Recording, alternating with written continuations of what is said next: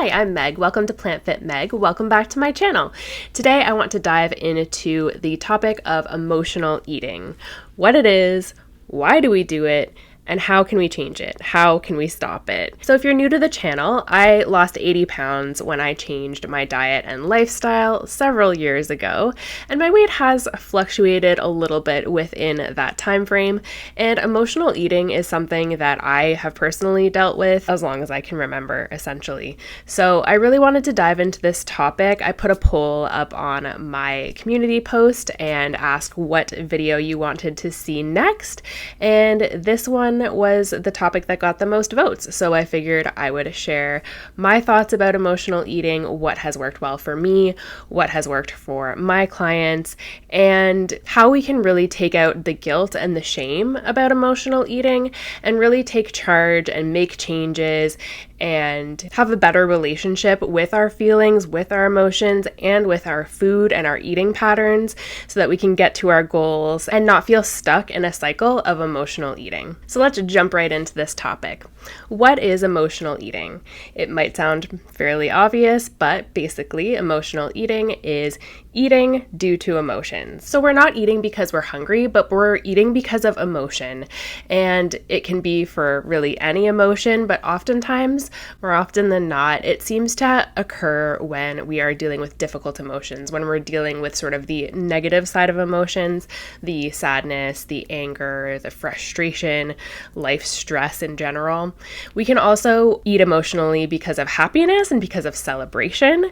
That happens a lot too. And also because of boredom and fatigue as well. There are many reasons why we eat in response to emotions, but oftentimes it's for self-soothing, for comfort, for distraction from uncomfortable emotions, to kind of suppress the emotion temporarily and just feel soothed and comforted in that moment. Or in terms of celebration, it can be sort of a joyful moment and maybe overeating and eating more indulgently and less mindfully because of emotion that is happy and joyful. Again, we do this for a variety of reasons. It can be something that we grew up with, something we saw modeled to us from our family members, from our parents or siblings, from friends, from media also is huge. I think the common trope of, oh, you had a breakup and now we're going to dig into the tub of ice cream and things like that really model that the way we deal with emotions, and particularly as women, how we deal with difficult emotions is to eat our feelings. Or when there's a party or a sleepover or something like that, there's tons of snacks and tons of treats and it's made into a big deal. So there's a lot that goes into it. One of the biggest issues with emotional eating is that oftentimes it becomes an automatic action that we're not even fully aware of. And sometimes we are aware that we're emotionally eating and we kind of have that self-awareness and we're able to pause, but other times it's just kind of our default setting and we don't even really recognize. It just feels like we're on autopilot. We're just kind of going through the motions. A happened, so I'm going to do B. Like, I had a stressful day at work, therefore I'm going to go through the fast food drive-thru. Or I had a relationship conflict or a breakup, I'm definitely digging into that tub of ice cream in my freezer. Or I'm going out for drinks with the girls. Eating in this way for comfort and self-soothing, we do it because it works. To a certain degree. It works very temporarily to soothe us and to make us feel better in the moment, but it doesn't actually resolve anything or help us work through our emotions in any real way. Consider when you emotionally eat. What are your triggers and your patterns? What kind of thoughts are you having that are leading you to take action that is leading you to emotionally eat? Like I said before, when we're in the throes of it, we can think of it as feeling very automatic, very autopilot, almost out of control, or it's just something we do and it's kind of our default setting. But if we're able to take a step back and really be very self-aware, be more mindful and dig into what happens before the emotional eating episode and sort of how that is sort of triggered or how that pattern of behavior has been established over time and how that habit has been generated. And if we can really break that down, that can be really incredibly helpful in changing that habit and choosing something different different the next time around. Depending on how self-aware you are with emotional eating, this can really take some time to dig into and sort of figure out, but it's definitely well worth doing, time well spent. You can think about it, write about it, maybe talk it out with someone who knows you really well, like a good friend or your partner or your parent or something like that, and they can maybe give you some insight on some of your patterns and some of your actions and behaviors. That can be really useful in getting started and recognizing, oh, when I have a bad day at work, I tend to do this. I tend to come home and eat XYZ because I'm feeling a certain way. Awareness is really the biggest and most important step. And without that, mindfulness and awareness, you really can't go anywhere with it. So that's the biggest and most important thing. And even awareness in and of itself is a win. So even if you're still having issues with emotional eating and it's a pattern that you're really stuck in and trying to get out of, even just working on building this awareness of your habits and your behaviors and when this is happening and how and why and with whom is really, really helpful and a big win. So definitely give yourself a pat on the back if you're starting to go through this process and figure it out, because it's a huge starting point and it's the beginning of what will eventually lead you to having more control over the situation and managing your emotions in a different way. Something you can do in the moment if you're feeling a lot of feelings and you're wanting to eat something is pause. And it's easier said than done. It can be difficult to do in the moment, but anything that you can do to kind of throw a wrench in the automatic sort of autopilot taking action and just eating something immediately can be really helpful. So this can be as simple as moving to a different space. If you're sort of going into the kitchen and opening the cupboards and kind of digging a little bit, opening up the fridge and closing it, step out of the kitchen, maybe take yourself out of that space, go to a different place in your household, or if you can leave your house maybe and go for a walk or something like that, that can be really helpful and just give you a little bit of time and space to sort of pause and consider whether you actually want to eat the thing or not. Sometimes moving your body can be helpful, and it could be as simple as just like shaking your hands out and just kind of getting some of that anxious or stressful or angry, whatever the emotion is, energy out of you. That can help sometimes. Walking a little bit, dancing a little bit, talking to yourself or to someone else about what you're feeling.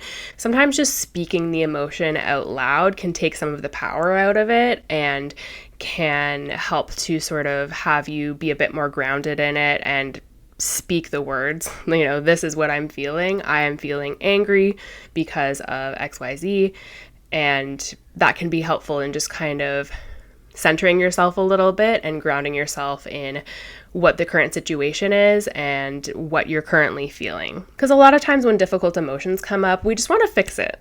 Like that, like a snap. We just want to not feel it. We don't want to sit in that discomfort. We don't want to feel those feelings at all. We just want them to go away. We want to fix them. And food does temporarily fix. It does temporarily soothe and comfort. And so if we can pause and sort of sit in the discomfort a little bit and feel our feelings and not want to just brush them under the rug immediately and pretend like they never happened, but actually get used to feeling the feeling rather than trying to stuff it down with food, can be a good way to interrupt that emotional eating pattern. Another thing you can do with the pause is really checking in with yourself. Checking in with yourself physically, emotionally, mentally. Check in with your hunger and fullness cues as well. And if you're wanting to eat something, ask why. Why do I want to eat that thing? Am I physically hungry? Is it something that I just want as a treat and it's something that I just want to enjoy in this moment and it's not going to do me any harm? Is it because I'm feeling some big emotions and I'm having a hard time with them? Is it because of celebration and joy and happiness? And is it something that I actually want to eat in this moment or not? Making choices for yourself that are a little bit more well-informed in terms of your goals and values and what you really want for yourself can be really helpful. We want to eat foods that are delicious. We want to eat foods that are nourishing and healthy and that are going to take us closer to our goals, whatever that might be. It might be just having a good relationship with food and feeling happy and content in your body and just kind of maintaining where you are.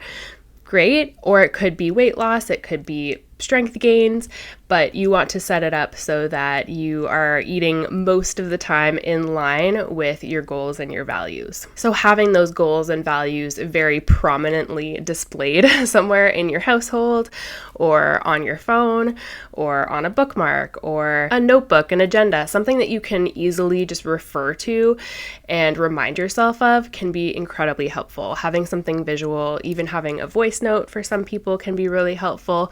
Something that's just a reminder to kind of snap you back into what your goals are and what your aim is and get you out of the emotionality of the moment and acting on eating because you're feeling a big emotion in the moment. Another thing, especially with weight loss, is to eat enough.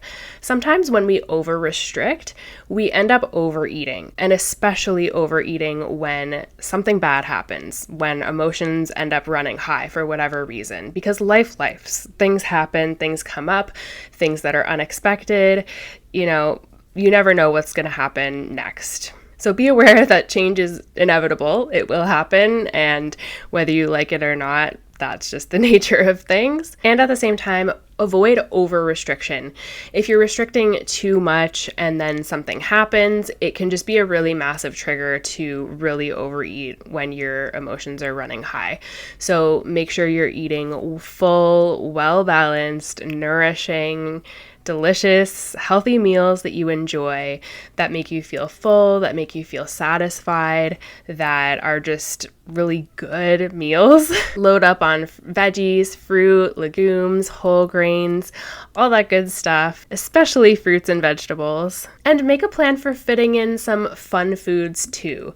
Some foods that maybe are a little more calorie dense, foods that are maybe a little bit more processed, and fit them in where it makes sense for you. Another thing I recommend with avoiding emotional eating is to not keep tons of really tempting, really processed snacks or treats in your household. So this can look a little bit different depending on what your goals are, depending on where you're at, but generally having a lot of those things around, even though if day to day you're fine with those things, when emotions start running high, when you're really stressed or really anxious or really angry or super frustrated, that level of mindfulness and awareness and ability to just kind of bypass those things on the day-to-day becomes a lot lower, and our capacity just changes as our emotions change and as things happen.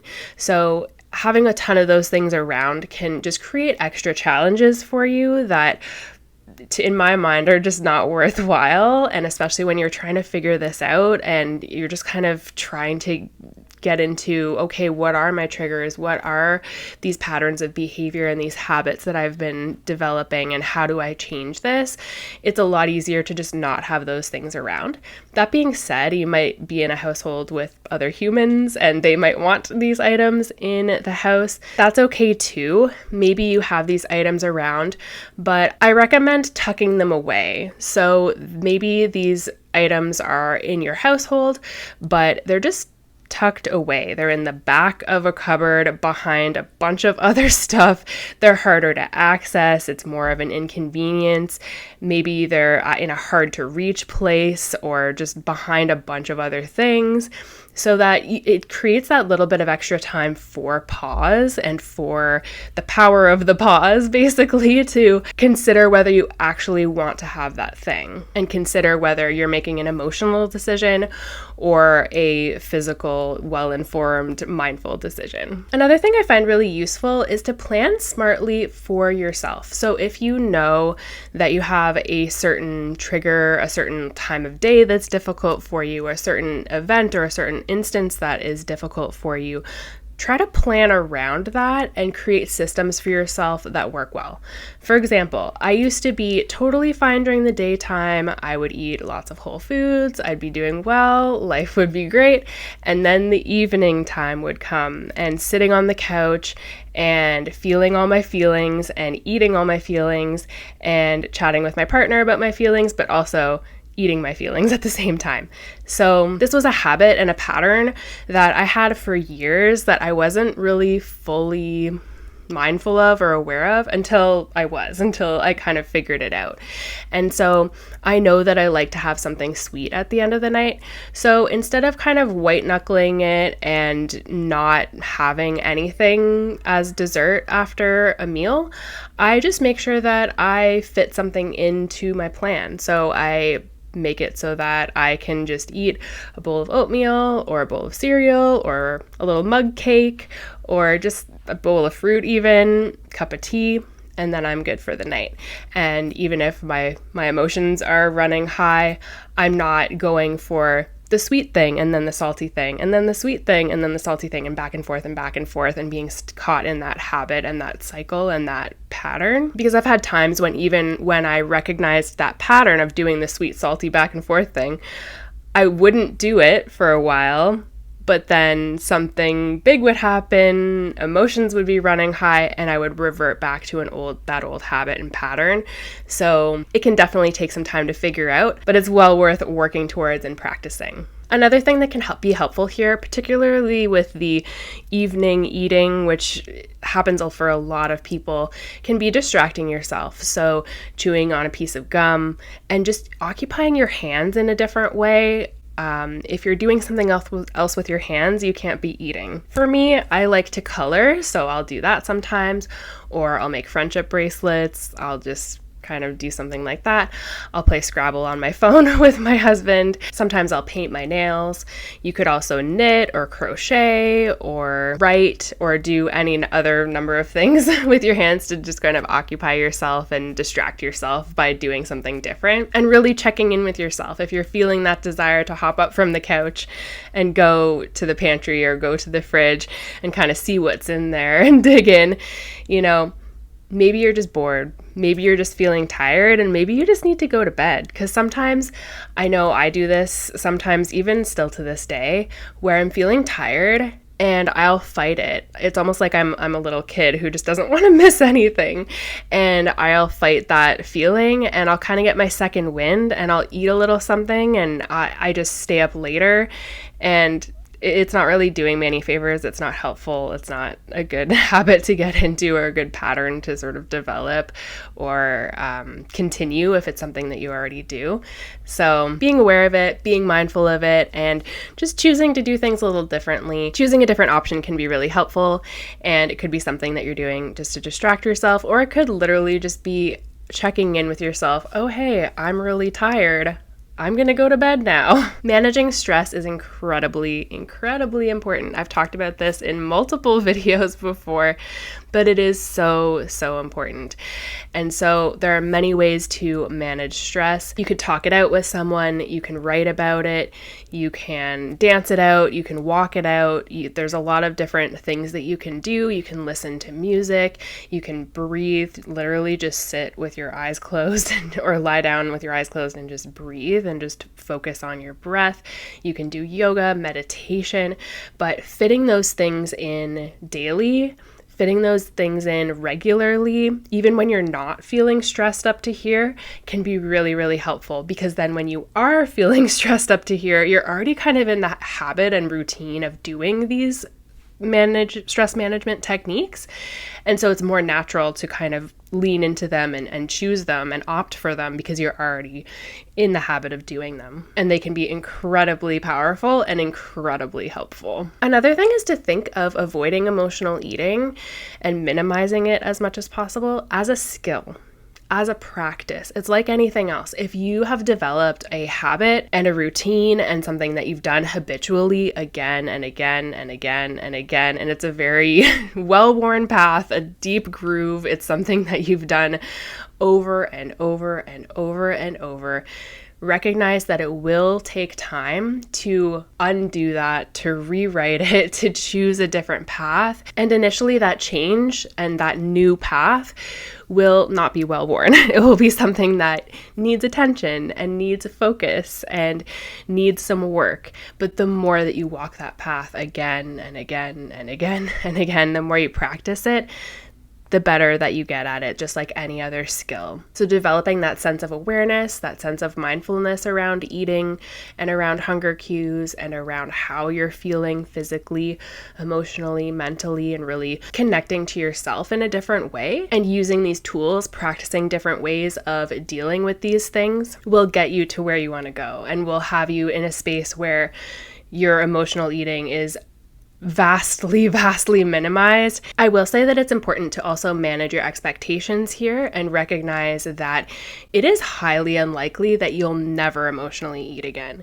Even with all of this information and all these tools in your tool belt, and you're like, okay, I'm ready to go, this makes sense, I can figure this out, chances are that you will emotionally eat at some point or another, whether it's a negative emotion, a positive emotion, whatever it is. You probably will at some point. And that's okay. That's totally human, totally something that we all do, but we want it to be something where it's manageable and it's not maladaptive and it's not something that's getting in the way of your goals. It's not something where you're in this vicious cycle of feel the feeling, eat to try to fix it, feel the guilt and shame, eat more, and the cycle continues, feeling more feelings, eating more, feeling more feelings, eating more, and it's just this vicious cycle that turns into a whole thing. So the sooner that you can interrupt that cycle, whether you can be aware of it before you start emotionally eating, and you can kind of hit the pause button and assess the situation and sort of connect to yourself or distract yourself or just find another way to manage the situation and manage the emotions and feel the emotions, that's wonderful. And also, if you end up emotionally eating and it's after the fact and that has happened and you're maybe a little disappointed or a little upset about it, totally fine, totally normal, absolutely human. Get curious. Why did that happen? What was going on in my head? What emotions was I feeling? And that can kind of help you narrow down what the triggers are, what those patterns of your behavior are. And once you're aware of that, you can really start to dig in and start to change it. Of course, as always, seek professional assistance if you require more guidance. So whether that is from a coach, whether that is from a therapist or a dietitian, seek additional assistance and support if you need it. Also, be reassured and know that you are not alone in this. So many of us have struggled with emotional eating over the years, and for some of us, it's a lot more challenging to figure out and cope with than others. And it's really important to give yourself grace and just know that other people deal with this. Oftentimes, people deal with this very quietly. There can be a lot of guilt and shame around it, or just it's not something that people want to necessarily put out there or discuss. And this is something that I have dealt with a lot in the past, but it's still something I deal with now. Occasionally, I will still emotionally eat.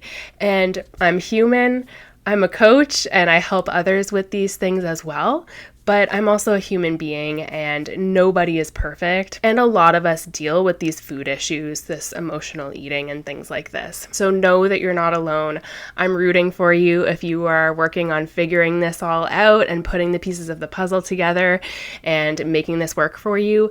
Know that I'm cheering you on. If you need additional support, you can reach out to me for coaching. I am taking on some more one-on-one clients at the moment. I'll leave my contact information in the description box if you'd like to check that out. Otherwise, check out the other content here on my channel. Everything is free and I've been posting for a while, so there's quite a bit of content here. I make videos about healthy lifestyle tips, easy plant-based recipes, weight loss, fitness content, all that jazz. So if that sounds interesting to you, definitely take a look around the channel and stay tuned for more. Like this video if you liked it and subscribe to the channel below to see more from me. I hope you're having a great day. I'm wishing you all the best on working through your emotional eating and figuring that out and improving that situation. I hope you're having a great day and I'll see you in the next video. Bye.